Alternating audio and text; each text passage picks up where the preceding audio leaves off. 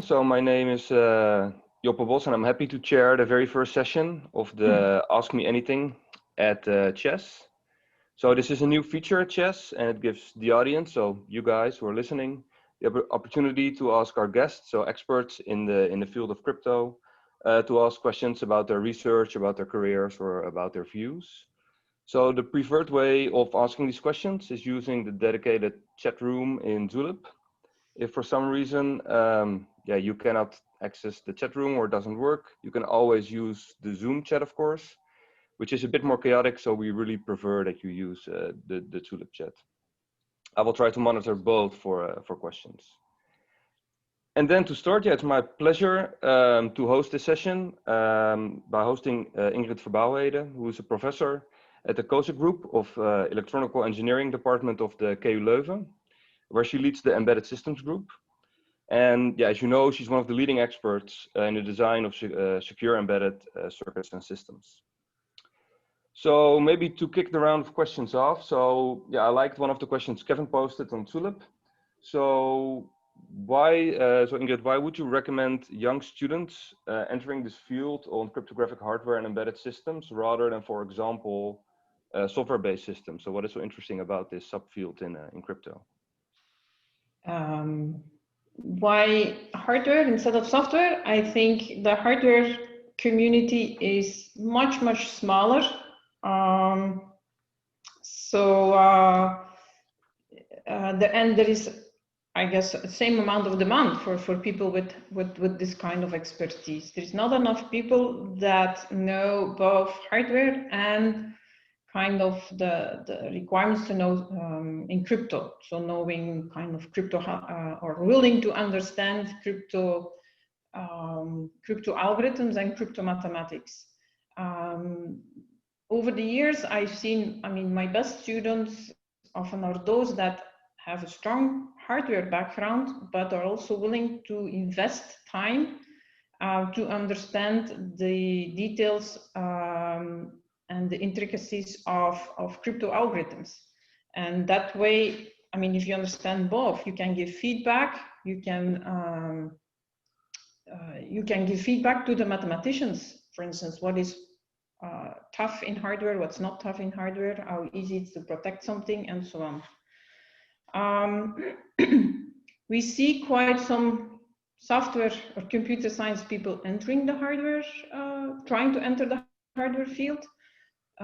Some make it easier. For instance, you have now interfaces to Xilinx FPGAs that you can program as if you program C, but they don't really give you the same performance, I would say. There is a need, and it will only grow. People have electronics everywhere, right? IoT devices, cloud computing, edge computing, you name it, it all will need crypto implementations, not just crypto algorithm, crypto implementations. Yeah, definitely. So then another question is, and again, people, if you would like to, I know it's early for some folks, ask questions in the chat. So another question from Kevin was, so what do you think will be different for a new person entering this field compared to when you first started working on it? So what will be different in upcoming decades, say? When I started, there was no such thing as hardware security. People were doing acceleration for signal processing, video applications, multimedia applications, but accelerating for crypto, it was not done yet. We started with the DES and the AESs and all of that, and later came the requirement of making them side channels secure. What is now more difficult? I don't think it's more difficult than before. The requirements are similar, but the technology is better. You want things to extremely fast. You want things to be extremely side channel secure, and it shouldn't cost anything. I think the combination be low power, low energy. And what I also see these days is a lot of requirements for low latency implementation.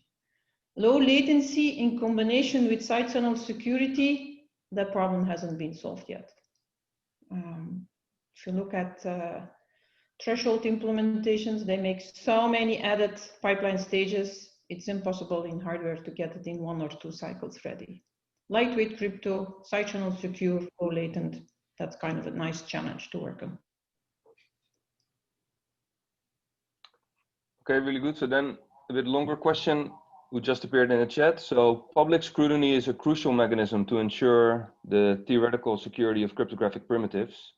So do you see something similar coming from the physical security of implementations, in the sense that researchers propose a cryptographic implementation, state clear security claims, like for instance, a lower bound for the number of side channel observations, and make the final design, like assembly code for a specific target MCU, FPGA bitstream, or ASIC post layout design, available to the public for an analysis of the availability of these claims? Very good point. I think the software community is willing or is posting code online, open source. It's well accepted there. The hardware community, somehow, I mean, especially semiconductor companies, they are not going to post, or it's very unlikely they post their designs online. It's a pity. But I think the main reason probably is that investments in making, say, a standard cell library or making a secure standard cell library, the investments are so huge, they're still worried to lose their competitive advantage, to lose their IP in the hardware community, not the crypto or the secure hardware community, but the hardware community in general. Posting things online, it's somehow they haven't learned that yet, and which is tough. We complain sometimes we don't have access to designs, we don't have access to IP blocks. I mean, how can you do decent analysis if you don't have the internals of SRAMs or standard cell libraries? That's tough. Somehow it's not accepted there. I think the first step to go is making sure that your measurements are public, at least your data, the measurement data. And even then, it depends what equipment you have used, but try to make more measurement data online. That would help a lot. And that we can do as a chess community. And do you think initiatives like RISC-V will help here, or is that orthogonal? Yes, they will help a lot, RISC-V, but you also see here that commercial versions of RISC-Vs are not open source anymore. So yes, there's a lot of research on RISC-V, and I think it's a step in the right direction. But RISC-V is just an instruction set, and how the microcode is implemented, many people still, again, keep it kind of as proprietary IP. So the actual implementation of the instructions is not open. Some put it open, the research community will put it open, but those that go for commercial, I don't think so. Yeah. So. Then another question just came in: how can we convince companies and the end users that hardware security is a must for everybody? And who should pay for hardware security? Although I have a feeling about the answer of the last question, but. Who should pay? Yes, how can we convince people to go for hardware security? I think we maybe have to look at the nice example is from the automotive industry. Yeah? Volvo was the first one to add safety as an extra feature, right? Adding seat belts, adding airbags, all of these things. And they made money from it. I think the tough part we have is to convince companies that by adding hardware security, you have an added advantage, and how can you make money out of it? As long as it's perceived as a cost, it's going to be very tough. But if you can kind of turn it in a business opportunity or a business added advantage, then you made a chance, I think. How can we researchers do something like that? I don't know. Maybe you know more. You work for one of those companies. Yeah, so we of course do think that adding hardware security is very beneficial. But do you think in order to convince more broadly, so both to other companies but also to end users, that hardware security is important, that these wide seen disasters like we see now in IoT security, will that help in more accepting that people need to pay a bit more in their products, but then we get much more secure and advanced products? That's, yeah, it's company marketing, societal change. So I think it's probably has to go together with some maybe some regulation, the same way that we force everybody to have a fire insurance, or the same way we force people to have or force automotive constructors to add safety measures. Maybe similar things will happen here.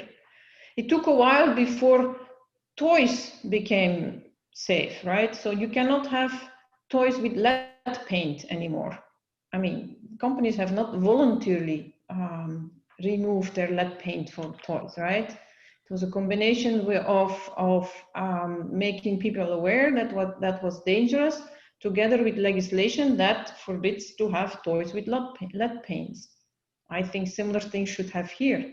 We have to make people aware that IoT devices without security pose a threat, in combination with, at some point, requesting that you have a minimum level of security, right? Or a minimum level of protection there. We're not there yet, but what we can do as the research community is figuring out what is the cost of adding these countermeasures or making products secure. What we also can do as community is set minimum standards. What's the minimum requirements we need to have to make something secure? And then if they ask, help legislation to set some standards. Don't buy the cheap products yourself, set an example. But that's kind of things we can do, right? And I think. So do you then think that, for instance, certification schemes, I mean, maybe like common criteria type of things, could be applied much more broadly, and will that help? Yeah, with this. Oh, that's gonna be. It will help, but if common criteria is the right way to go, I don't know. Common criteria takes forever to get your stamps and approvals. We need a system that has probably a much faster turnaround time, because IoT devices, you build a fancy camera, you won't put it on the market tomorrow, right? But I think, yeah, we should work in it, and we should figure out what is the right protection profile, how you measure it, how you kind of give guarantees, and then figure a system that's more efficient than common criteria that we can do as a research community. Yeah, then a question from Zulip. So why do you think Leuven has become such an important center around crypto research? Yes, I think we have the air, good quality air here. I think the strange thing is that the crypto research in Leuven sits in the electrical engineering department, electrical and electronics engineering, while I think in many other schools, for most other schools, crypto research sits in either the math department or the computer science department. So one of the consequences is that the implementation of the crypto you develop was always kind of taken into account. So we always aim here at crypto algorithms that, yes, they're mathematically very strong. I mean, but we also look kind of quickly at how efficient are they in hardware, software, how easy are they to protect, and so on. So all the big names like Vincent Rijmen and Johan Dahme and so on, they fundamentally they have an electronics background, right? It probably is a long time ago for them, but yeah, that's I think one of the reasons that we quickly look at implementations.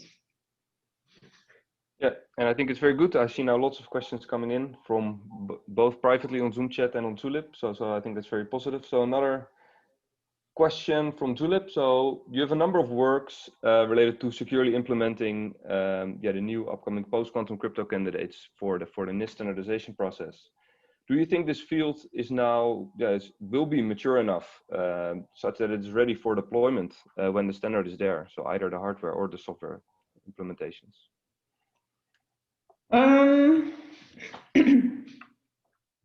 We're going to keep on improving, and we're going to keep on improving both on the security evaluation. That's, I think, one of the reasons probably that NIST choose several finalists, and we're going to keep on improving on implementations. I think also in the post-quantum, you see that Leuven algorithm is a little bit different from the other ones by using modulo 2 arithmetic, because that's easier in hardware rounding, but I think more will happen there. Making it side channel secure is another challenge. Also there, I think it's going to be cat and mouse, that people are going to improve and then break and improve and break. And yes, I think there will be good quality implementation by the time NIST will standardize it. Whether it's only going to be one algorithm or several, or how they're going to do it, I have no idea. Yeah, and then related to that is, so do you think design stage evaluation, so both at the abstraction level and at the physical level, is a viable option in side channel security, so before the chip goes into fabrication?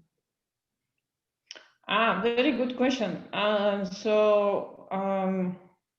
That probably has to do with your previous question a little bit on can we do common criteria or evaluation of products?